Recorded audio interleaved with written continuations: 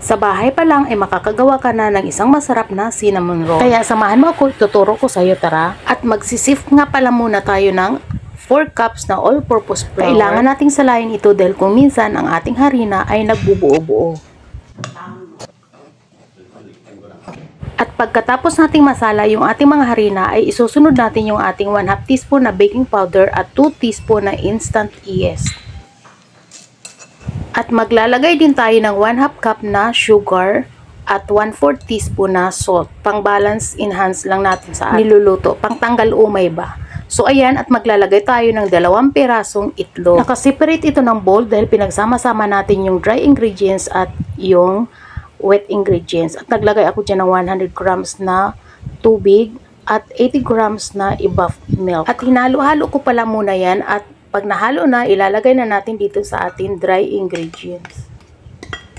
At halo-haloin na natin para ma-absorb ng ating mga harina yung ating wet na ingredients. At kapag ganito na, nilagay ko na dyan yung ating 1/2 cup na butter or margarine. Pero ang ginamit ko dito ay dairy cream lang. At gagamit pala ako ng electric mixer. At pwede rin ninyong gamitan niya ng kamay lang pang masa. At kapag electric mixer, 10 minutes lang yung ating pagmimix. At kapag kamay naman ang gagamitin natin sa pagmasa ay 15 minutes yan.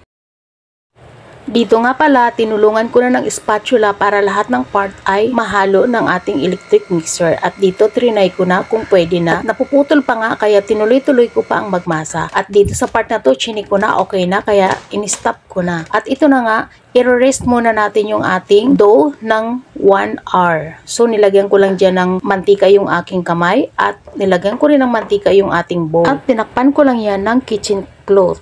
At dito naman sa isang bowl, gagawa tayo ng filling. Meron ako ng 1/2 cup na raisins at meron din ako ng 1/2 cup na crushed peanut or walnuts pwede.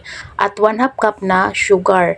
Dito mas maganda kung brown sugar at 1 teaspoon na cinnamon. Pero pwede kayong magdagdag ng cinnamon dyan kung gusto ninyo na mas umiibabaw talaga yung amoy ng inyong mga cinnamon. Pero sa akin okay na yan. Then after 1 hour, ito na yung ating dough. So, pinanch ko lang yan para hindi maasim yung ating dough. At tatanggalin lang natin yan sa isang kneading part. Naglagay lang ako dyan ng harina para hindi dumikit. At yung kamay ko, naglagay din ako ng harina o kaya ng oil para hindi madikit sa ating kamay.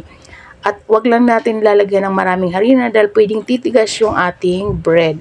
At palalaparin natin, depende sa kung gaano kalaki yung gusto nating lapad ng ating mga cinnamon rolls. At habang nga pala ginagawa natin ito, shoutout nga pala kay Ariana Mulion ng Tigaon, Bicol. Maraming salamat sa iyong panunood. At maraming salamat din nga pala sa mga OFW natin dyan na nanonood sa aking video. Maraming salamat at sa aking mga top fans. At sa mga nanonood nga pala sa video ko na to ngayon, magka na dyan para ma-shoutout kita sa aking mga next video. At pag napalapad na nga natin yung ating dough, eto na, maglalagay na tayo ng ating filling. I-spread lang natin yung ating filling dito sa ating pinalapad na dough. Pagka ganyan na, i-roll na natin yung ating cinnamon roll. So, ganyan lang yung ginagawa ko. Medyo, pag hindi ka sanay dyan, medyo mahirap. Pero, kapag palagi mo nang ginagawa, ay masasanay ka rin yan. So, ito, dahil gumawa ako dati ng pang 1 kilo, kaya ngayon ay nag-try ako ng 1/2 kilo para mas madaling gawin at mas madaling sundan. So, ilalak lang natin yung dulo para hindi naman bumuka yan habang niluluto natin. At dito nga, meron ako dito ng isang baking pan. Nilagyan ko yun ng oil. Pwede rin ng butter. At islice na natin yung ating mga cinnamon roll. So, katulad ng ginagawa ko, depende sa inyo kung gaano kalalapad. Kung pang-benta, pwede kayong gumawa ng sukatan. Pero ito sa akin, pang-personal lang yan. Pang-merienda lang namin. At ito nakagawa ko sa isang baking pan ng 6 na piraso. At sa isa ulit ay 6 na piraso. Pero hindi pantay-pantay ang laki niya. At sa preheated oven na 325 Fahrenheit, ay ibibake natin ito ng 30 to 35 minutes. At toppings na tayo. Sa toppings naman ay 1/2 na butter. Ilalagay lang natin sa ating bowls. Yung aking butter ay soft na yan kasi nilabas ko yan ahead of time. At naglagay din ako ng isang box na cream cheese. Eden yung ginamit ko pero pwede kayong gumamit din ng ibang klase cream cheese. At naglagay din ako ng 1/2 cup na powdered sugar. So, pwede rin tayong gumamit yan ng refined sugar. At kapag ganito na, okay na yun. At ilalagay muna natin ito sa ating mga ref habang naghihintay tayong maluto yung ating bread. At kapag naluto na yung ating bread, ito na, maglalagay na tayo ng ating toppings. At spread natin yan. At the best talaga kapag mainit-init pa yung bread, ilalagay na natin yung ating mga toppings para ma-absorb ng bread yung ating mga toppings dahil napakasarap nito guys.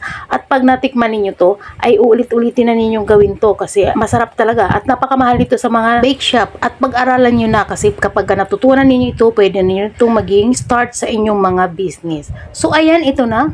Nalagyan ko na lahat ng toppings at dinidistribute ko lang ng maayos at meron na tayo ng cinnamon rolls. So ngayon guys, thank you so much sa inyong panonood at sana ay lagi kayo nandyan para sa aking mga next video. Bye!